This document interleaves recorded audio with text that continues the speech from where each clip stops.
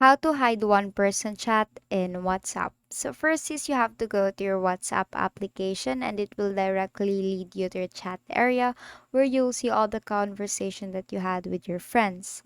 Now, to actually hide one person chat in WhatsApp, as you can see, I have different chats here. So let's say I want to hide this specific chat or this specific person in my WhatsApp. So all you have to do is either you can long press it and tap on archive, or you can just swipe left and here you will see archive. Now if you tap on archive, that means, as you can see, that one person is now invisible to your chat area. Now, to actually find that person again, let's say you want to chat that person again, just tap on archived here, and here are all the chats, or here you will see or find the person that you have actually hidden. Here you will find the person that we just hide, and then if you tap on that, you can now go back and chat that specific person normally. And basically, that is how you hide one person chat in WhatsApp.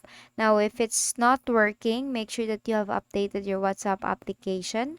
And to do that, you have to go to your Play Store and App Store and just update that there. And after updating it, you can now go back and do the same process again. And that is all for today. If this video helped you, please give us some thumbs up and subscribe to our YouTube channel for more tutorials. Thank you for watching.